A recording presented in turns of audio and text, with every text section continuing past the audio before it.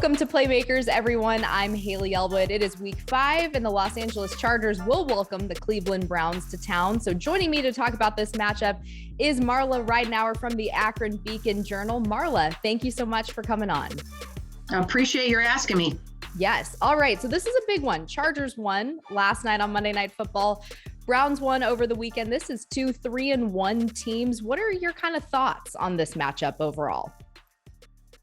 Well, this is not a game I put in the win column when I was forecasting the Browns record. So, I mean, I have a lot of respect for Justin Herbert. I the traveling, the West Coast games, all those kind of issues. This would be a huge step for the Browns if they could pull this off, but they have some issues on offense that they need to get straightened out. And I really think that this is going to be a tough game for the Browns. Pat Kerwin, I listen to SiriusXM NFL radio. He calls games like this wild card games because they're not ones that are in your division, but they're in your conference and might affect standings at the end of the year. How important are games like this for either team so early on still in the season? Well, that has not gone unnoticed by the Browns. I think it was John Johnson that mentioned it yesterday on Zoom, just, out of the blue, that this is a conference game. It's important. And I'm sure Kevin Stefanski, he is a detail freak. I'm sure he is going to point that out multiple times this week. So I really do think it's something important. But when I was looking at the AFC the other night, there's it was like maybe, the 6 teams maybe that had won at least 3 games, and 3 of them were in the AFC North. So, the AFC is looking really, challenging, and I do think that will help the Browns as they get ready for this game.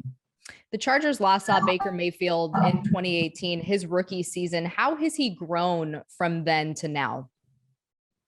Well, maturity-wise, he's night and day different. But I'm talking, that's more like dealing with us and those kind of things. I don't think the good thing about that is he hasn't lost his edge.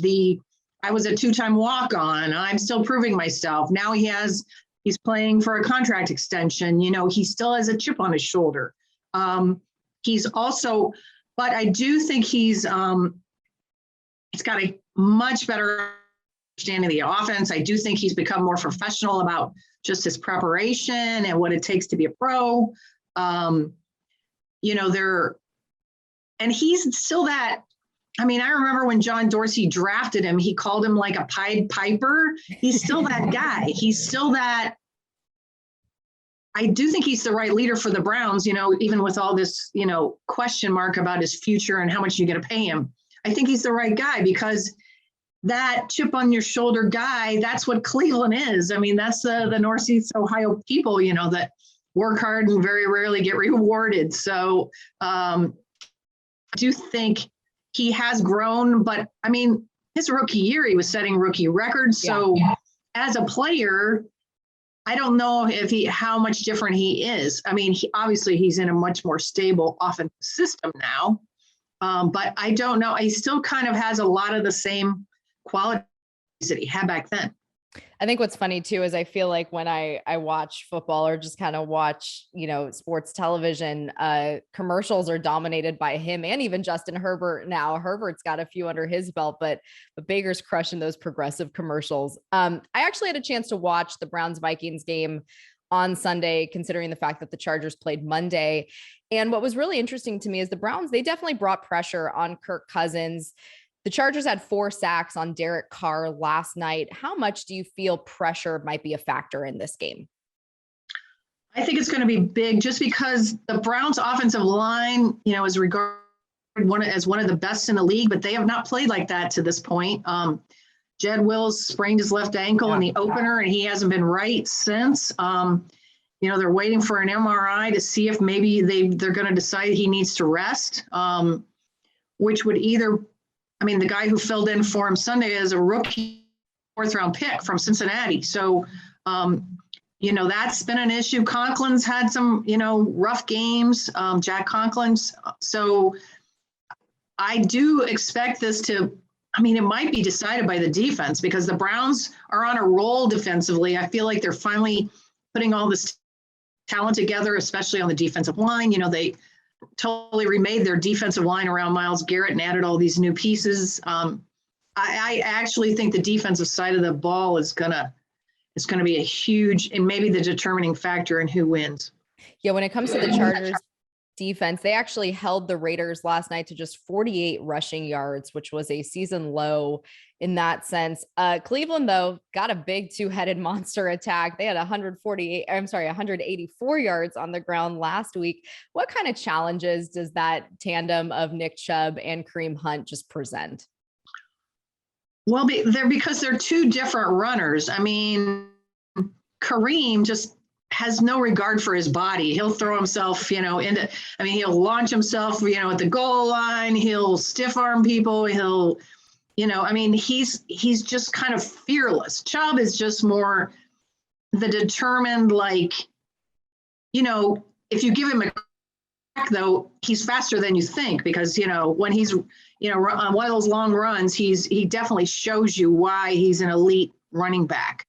But Hunt is the guy that I think is dominated the last 2 weeks, but he's also a great receiving threat. So I do think that's something that gives Stefanski an option when you can't just run Chubb up the middle. If you've got to change a pace, Hunt's a totally different animal, and screen passes and stuff, he's deadly on those. So that's why I think they work so well together. And also, Chubb is this super quiet, incredibly quiet guy. And Hunt is always like, don't worry, fourth quarter, it's your time. He's the upbeat guy that sort of, lifts Chubb when he's only getting, a couple yards of crack. So I think they're really good together personality wise and the way they have different, skill sets. I think this is a really fun coaching matchup too. You have Kevin Stefanski, who really came on last year, Brandon Staley, who a hallmark, I think, of his sort of Chargers teams, this season right now has been aggression, going for it on fourth down. This will be kind of a fun chess match though, when you look at the guys who are leading both of these teams, right? Yeah, Staley, John Carroll guy. Yeah, there you go. Yeah, it sort of feels like, it's a homecoming, even though it's in LA, homecoming for him kind of thing. That's, Kevin Stefanski has shown that, fourth down guts too. So, everyone here is probably still second guessing, why did he not kick a field goal on his first drive last week? So I do think, but like Stefanski's thing was like, well, when you get that close to the goal line, you really want 7, and I get that, but that did not go over well around here. I think that it feels like we're kind of seeing the new guard of the NFL coaches here, kind of, coach of the year and another, up and coming young coach. I feel like it's going to be maybe a good snapshot into these guys who are going to be battling it out in the future. Tom Telesco, a John Carroll guy too. Yeah. Nothing wrong with that. I know some people who used to work there. There's a lot of people up around here with John Carroll roots who have been successful in the NFL and football in general. So it's quite a good thing to have on your resume, in my opinion. Yeah, I was going to say it's kind of like a low-key powerhouse, but I think with the Staley hiring, they've sort of put it on the map a little bit. Then lastly, Marla, I know we kind of talked about the defense, we talked about pressure and other things like that. What are maybe some other deciding factors you see that could play a role in this game? Well, the Browns have to get Odell Beckham on track with Baker. He only caught 2 passes last week on 7 targets. I think the Browns really need that deep threat. Now they have other people they can get it from. People like to watch would be like Donovan Peoples-Jones, Anthony Schwartz, super fast, rookie. He's got speed that they use him on, reverses and all those kind of trick plays. I do think, though, this looks like a game where where you thought the Vikings game was going to be a shootout too, but it looks like you're going to have to score a point.